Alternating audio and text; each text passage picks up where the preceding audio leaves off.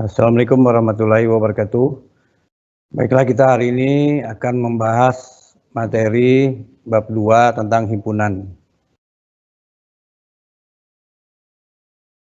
Kompetensi dasar tentang himpunan menjelaskan himpunan bagian, himpunan semesta, himpunan kosong, komplemen himpunan, dan melakukan operasi biner pada himpunan menggunakan masalah kontekstual.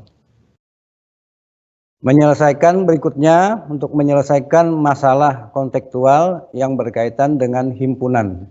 Himpunan bagian, himpunan semesta, himpunan kosong, komplemen himpunan, dan operasi biner pada himpunan. Tujuan pembelajaran kita adalah siswa dapat menjelaskan tentang himpunan, himpunan bagian, himpunan semesta, himpunan kosong, komplemen himpunan, dan melakukan operasi biner pada himpunan menggunakan masalah kontekstual. Yang berikutnya, siswa dapat menyelesaikan masalah kontekstual yang berkaitan dengan himpunan, himpunan bagian, himpunan semesta, himpunan kosong, komplemen himpunan, dan operasi biner pada himpunan. Berikutnya, himpunan. Himpunan itu terbagi beberapa bagian. Konsep himpunan, penyajian himpunan, himpunan semesta, berikutnya koordinalitas himpunan. Himpunan itu juga ada relasi himpunan. Ada relasi himpunan, himpunan bagian, himpunan kuasa, kesamaan dua himpunan. Berikutnya, bagian daripada himpunan itu adalah operasi himpunan, irisan, gabungan, dan selisih. Nah, berikutnya sifat-sifat operasi himpunan. Konsep himpunan. Perhatikan kita sehari-hari pada kehidupan sehari-hari tentang kalian. Tentu kalian tidak asing lagi dengan kata kumpulan, kumpulan atau kelompok. Misalnya seperti kumpulan hewan berkaki 4. Tentu dengan mudah kalian dapat menyebutkan hewan-hewan tersebut. Contohnya seperti sapi, kambing, kucing, dan lain sebagainya. Contoh lain yaitu kelompok kendaraan yang memiliki roda. Kalian dapat mengelompokkan kendaraan apa saja yang memiliki roda. Misalnya mobil, bis, sepeda motor, dan lain-lain. Nah, yang lain juga dalam matematika, kata kumpulan atau kelompok merupakan istilah lain dari himpunan. Secara definisi, himpunan itu adalah kumpulan, perlu kalian catat, perlu kalian ingat. Secara definisi, himpunan adalah kumpulan benda atau objek yang dapat didefinisikan, artinya dapat diartikan dengan jelas, sehingga dengan tepat dapat diketahui objek yang termasuk himpunan atau yang tidak termasuk dalam suatu himpunan. Konsep lain, contoh, misalnya himpunan hewan ada di darat. Nah, himpunan siswa kelas 7A atau 7B dan di SMP 1 Samarinda. Nah, berikutnya himpunan bilangan bulat positif. Nah, himpunan berikutnya juga ada himpunan bilangan prima dan lain sebagainya. Contoh di atas merupakan beberapa contoh yang merupakan suatu himpunan. Karena kita dapat menyebutkan anggota-anggota dari setiap himpunan tersebut. Contoh bukan himpunan. Himpunan kota-kota besar di Indonesia. Nah, berikutnya juga ada yang bukan himpunan. Contoh bukan himpunan. Himpunan siswa yang pandai di SMP 1. Nah, itu bukan himpunan itu berarti yang tidak bisa kita tentukan kepastiannya, ya kepastiannya. Seperti tadi himpunan kota-kota besar di Indonesia, kita tidak bisa menyebutkan kota yang besar itu yang mana, nah gitu. Tergantung orang yang menilainya. Ya berikutnya, himpunan pelajaran yang disukai oleh siswa. Nah kita tidak mungkin, ya. Himpunan yang disukai oleh siswa bisa saja si A senang olahraga, si B senangnya matematika, nah dan lain sebagainya, ya. Nah, yang berikutnya contoh di atas merupakan beberapa contoh yang tidak termasuk himpunan karena kita tidak dapat menyebutkan anggota-anggotanya secara jelas dan tidak memiliki syarat yang jelas. Nah, itu tadi yang bukan himpunan, ya. Perlu kamu ingat pengertiannya itu yang bukan contoh, yang bukan himpunan, yang tidak bisa kita dapat jelaskan gitu ya, kita dapat jelaskan dan tidak ada ketetapan, ya. Itu. Berikutnya. Notasi dan anggota himpunan. Apa itu notasi? Nah, selanjutnya, suatu himpunan biasanya diberi nama atau dilambangkan dengan huruf besar atau kita sebut juga huruf kapital. Misalnya huruf A, huruf B, huruf C, huruf D dan sebagainya sampai Z. Nah, huruf itu harus huruf besar, tidak boleh kita pakai huruf kecil untuk nama lambang himpunannya.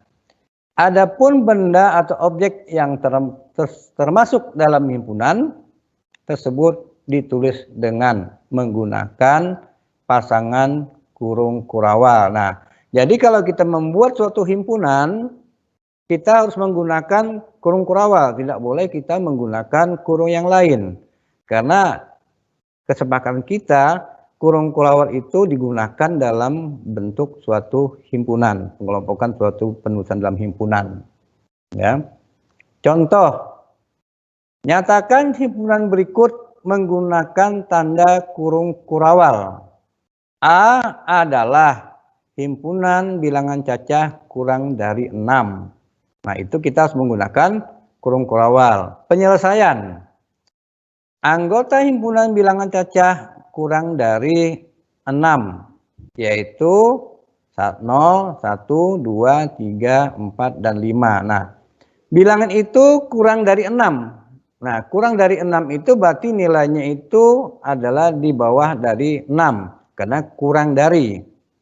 Jadi A sama dengan, nah dibuat 0, 1, 2, 3, 4, sampai 5, ditutup dengan tanda dibuka kurung kurawal dan ditutup dengan tanda kurung kurawal itu untuk menyatakan suatu penulisan dalam bentuk himpunan. Ya. Nah, berikutnya, setiap bentuk objek atau objek yang berada dalam suatu himpunan disebut anggota atau elemen. Jadi Anda boleh menyebutkan elemen sama saja dengan artinya itu adalah anggota, yaitu yang disimbolkan dengan tanda petik elemen seperti huruf E tapi tandanya besar. Nah, itu elemen artinya simbol daripada elemen, ya, elemen atau anggota. Sedangkan bentuk objek yang tidak termasuk dalam suatu himpunan disebut bukan himpunan, yang disimbolkan dengan tanda elemen tadi garis miring, itu artinya tanda bukan himpunan. Ya. Banyak anggota suatu himpunan, berikutnya banyak anggota suatu himpunan dinyatakan dengan N pada contoh di atas. Jika A sama dengan himpunan 0, 1, 2, 3, 4, dan 5, maka dapat kita tulis dengan N dalam kurung A sama dengan tutup kurung sama dengan 6. Jadi A dalam kurung N dalam kurung, N-nya itu huruf kecil, tidak boleh kita menggunakan huruf besar. Sama dengan jumlahnya tadi adalah anggotanya jumlahnya 6, maka kita tulis dengan angka 6. Gitu, ya. Ya. Penyajian himpunan. Suatu himpunan dapat dinyatakan dari 3 cara, yaitu menggunakan kalimat yang menyebutkan sifat yang dimiliki anggotanya, mendaftarkan anggota-anggotanya, dan menggunakan notasi pembentuk himpunan. Nah, A berikutnya menggunakan kalimat yang menyebutkan sifat anggotanya. Suatu himpunan dapat dinyatakan dengan menuliskan kalimat yang menyebutkan sifat setiap anggotanya. Contoh berikutnya adalah A adalah himpunan semua bilangan ganjil yang lebih dari 1 dan kurang dari 8. B adalah himpunan semua bilangan prima yang kurang dari 10. Nah, yang berikutnya mendaftarkan anggotanya. Mendaftarkan anggotanya. Suatu himpunan dapat dinyatakan dengan mendaftarkan anggota-anggotanya, yaitu dengan menyebutkan semua anggota himpunan yang ditulis di dalam kurung kurawal dan setiap anggotanya dipisahkan dengan tanda koma. Contoh, A sama dengan 3, 5, 7. Nah, di antara itu kita harus letakkan tanda koma seperti yang saya sebutkan di atas tadi. Ya, tidak boleh kita meninggalkan tanda koma tersebut. Ya, itu.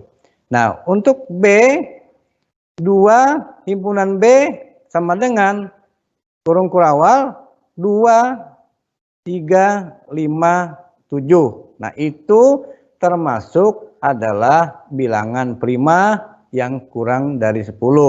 Sedangkan yang A tadi 3, 5, 7 itu adalah bilangan ganjil yang kurang dari 7. Yang kurang dari 8. Nah, kita tidak boleh melebihi. Nah, dihitung baik-baik, tanda itu penting. Ya, tanda setelah angka diberi tanda koma, itu menandakan suatu himpunan. Ya, penulisan dalam bentuk anggota-anggota himpunan. Ya, berikutnya penyajian himpunan menggunakan notasi pembentuk himpunan. Nah, menggunakan notasi pembentuk himpunan, perhatikan. Suatu himpunan dapat dinyatakan dengan menuliskan notasi pembentuk himpunan. Nah, apa itu notasi pembentuk himpunan? Nah, nanti Anda lihat, ya. Notasi ini memiliki bentuk umum seperti kurung kurawal X. Nah, garis miring itu di mana A anggotanya adalah X. Disebutkan di mana X mewakili anggota dari himpunan. Nah, di mana X memiliki anggota dari himpunan dan X dan A anggotanya adalah X. Menyatakan syarat yang harus dipenuhi oleh X agar bisa menjadi anggota himpunan tersebut. Simbol X. Nah, simbol X itu bisa diganti dengan huruf lain. Misalnya huruf Y atau huruf Z boleh, atau yang lainnya, huruf-huruf yang lainnya boleh. Ya. Contoh. Nah, seperti di bawah ini. Ya, seperti di bawah ini. Himpunan A, ya, di mana X, di mana atau sedemikian hingga, ya, 1 kurang dari X kurang dari 8, X anggota bilangan ganjil. Nah, itu. Nah, bisa dalam contoh di atas dibaca, boleh.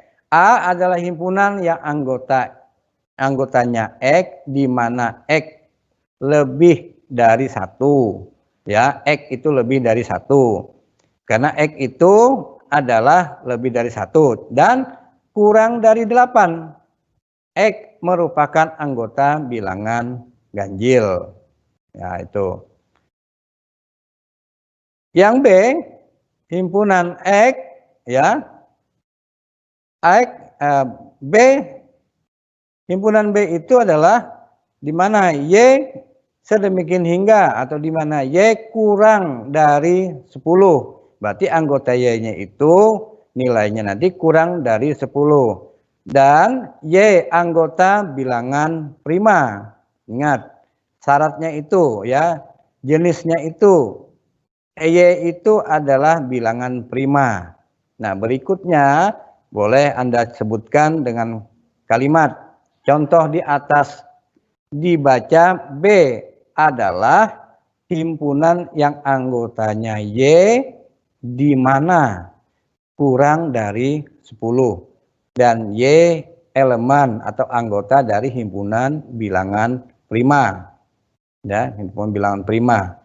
Nah, berarti nilai Y itu kurang dari 10. Tetapi nilainya itu adalah merupakan bilangan prima, tidak boleh yang lain. Ya. Mungkin itu penjelasan dari saya bisa dipahami ya. Mungkin ada pertanyaan, silahkan ingin bertanya yang kurang jelas tentang himpunan ya, himpunan. Ya, dipersilahkan yang ingin bertanya, nanti mungkin dijelaskan dari saya juga. Saya bersama Pak Kaisar bisa menjelaskan tentang himpunan ini.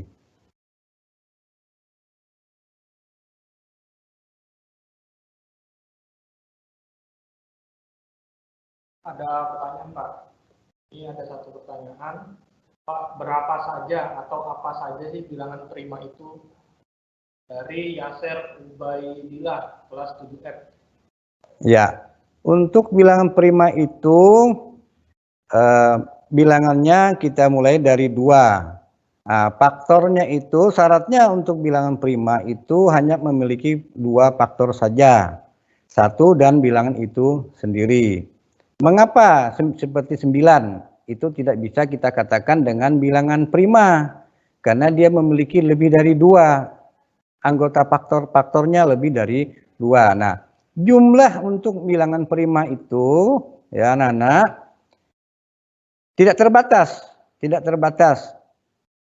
Ya, diawali dengan angka 2. Nah, angka 2 itu sering ditanyakan, kenapa Pak materi bilangan 2 itu termasuk bilangan prima? Karena bilangan 2 itu hanya memiliki 2 faktor saja, tidak boleh lebih. Maka 2 itu termasuk bilangan prima, juga termasuk dalam bilangan genap. Nah, itu. Itu penjelasan dari saya. Terima kasih. Ya, untuk penyajian tentang himpunan. Nah, himpunan itu ada beberapa bagian. Ada himpunan tadi adalah bilangan ganjil, ada bilangan genap, juga ada bilangan prima. Nah, himpunan, bilangan itu, ya.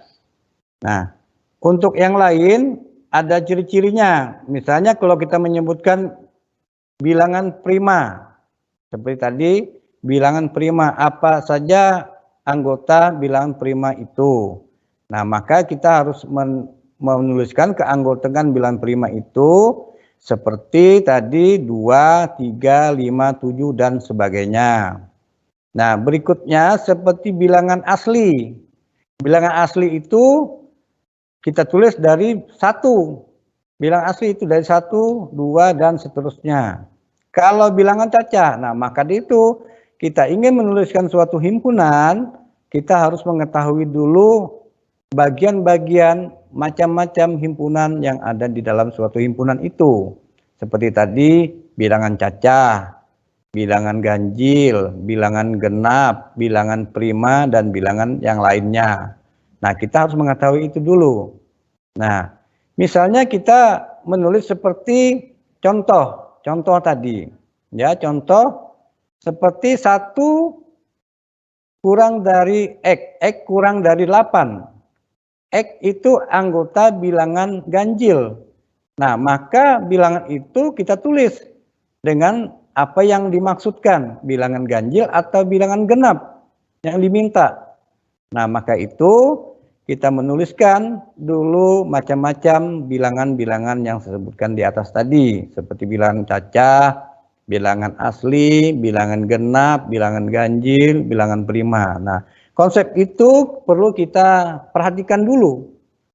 Baru kita melihat nanti pertanyaan berikutnya apa yang dimaksudkan. Diminta seperti tadi, saya sebutkan contohnya tadi. Contoh seperti contoh di atas, dibaca B adalah bilangan yang anggotanya Y. Di mana Y kurang dari 10 dan Y elemen dari atau anggota dari bilangan prima. Nah, dimaksud itu bilangan prima, ya, bilangan prima yang kurang dari 10. Nah, apa saja yang bilang prima yang kurang dari 10? Nah, maka itu kalau kita sudah memahami bentuk perbedaan anggota himpunan-himpunan tadi, maka kita akan mudah untuk menentukan keanggotaan yang dimaksud dari pertanyaan tersebut. Ya, mungkin itu penjelasan dari Bapak. Ada lagi pertanyaan Pak dari Muhammad Nadir Ar-Rayyan Satria. Pak, kok 1 tidak termasuk bilangan prima juga? Ya, mengapa 1 itu tidak dikatakan sebagai bilangan prima? Nah, itu adalah merupakan suatu kesepakatan, ya, kesepakatan. Nah, 1 itu faktornya 1. Kalau 2 itu kan 1 dan 2. 1 dikali 2, 2 dikali 1. Nah, seperti 3.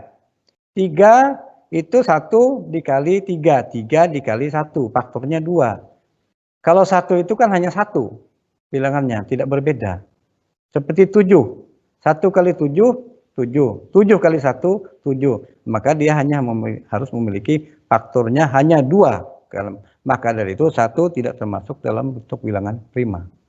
Mungkin itu bisa ditambahkan oleh Pak Kaisar.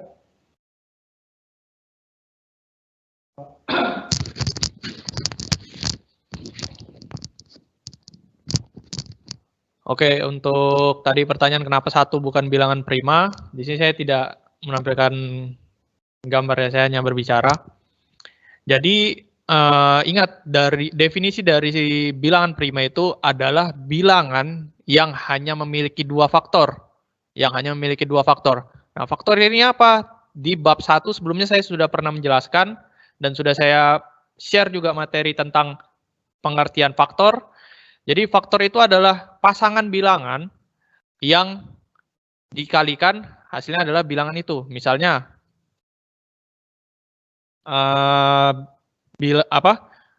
bilangan prima itu hanya memiliki 2 faktor, yaitu 1 dan bilangan itu sendiri. Nah, kenapa 1 itu bukan bilangan prima, berbeda dengan 2, 3, atau 5. Nah, jadi 1 kalau ada berapa bilangan sih kalau kita kalikan hasilnya itu 1? Tentu hanya ada 1 bilangan, yaitu bilangan 1. Berbeda dengan 2, atau 3, atau 5.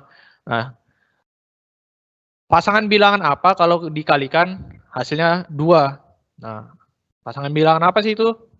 Kalau kita kali pasangan bilangan yang dikalikan hasilnya 2, perkalian berapa? Pasti kalian menjawab 1 dan 2, tidak ada bilangan lain. 1 dikali 2 atau 2 dikali 1. Nah, jadi definisi dari bilangan prima itu seperti itu. Sehingga 1 tidak disebut sebagai bilangan prima karena hanya memiliki 1 faktor atau 1 pengali, yaitu adalah bilangan 1. Seperti itu. Mungkin ada satu pertanyaan lagi, Pak. Pak, bagaimana kita bisa tahu yang mana bilangan prima dan yang mana bilangan ganjil? Dari Tazkiyah Maharani, kelas 7C. Ya, terima kasih pertanyaannya bagus sekali dari siswa saya. Perbedaan dari bilangan ganjil dengan bilangan prima, memang itu ada kemiripan. Nah, kuncinya adalah untuk bilangan prima itu tadi telah dijelaskan dari saya juga dari Pak Kaisar, tentang bilangan prima itu hanya memiliki 2 faktor saja. Sedangkan bilangan ganjil itu bisa lebih, seperti 9. Ya, 9 faktornya itu ada 3. 1, 3, dan 9. Nah, terus lagi seperti 15. Nah, 15 itu tidak boleh sebagai bilangan prima. Mengapa? Karena 15 itu ada 3, bahkan ada 4. 1, 3, 5, dan 15. Maka itu 15 itu tidak termasuk di dalam bilangan prima. Nah, jadi maka itu perbedaan itu perlu kita pahami sekali. Ada kemiripan, ada kesamaan, ya, ada kesamaan. Nah, seperti 3. 3 juga termasuk dalam bilangan ganjil, juga termasuk di dalam bilangan prima, ya, termasuk di dalam bilangan prima. Nah, itulah perbedaannya tadi, ya. Kalau bilangan prima, dia hanya memiliki 2 faktor saja, 1 dan bilangan yang satunya dengan angka yang dimaksud, seperti 5. Nah, 5 itu 1 dan 5. Ya, faktornya memiliki 2. Tetapi juga termasuk di dalam bilangan ganjil. Ya, termasuk bilangan ganjil. Maka itu kalau bilangan ganjil itu ada di bilangan prima, tetapi kalau di bilangan prima belum tentu ada di bilangan ganjil. Ya, itu penjelasan dari saya. Terima kasih atas pertanyaannya.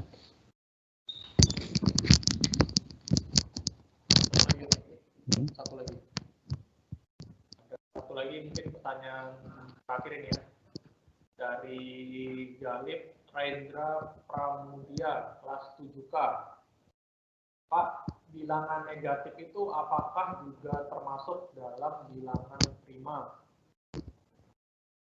Ya. Untuk bilangan prima itu biasanya memuat dalam bentuk bilangan positif. Ya, bilangan positif saja. Nah, mungkin ada tambahan dari Pak Kaisar mungkin? Silahkan Pak. Ya. Bilangan prima itu hanya berlaku pada bilangan positif, ya, bilangan positif saja.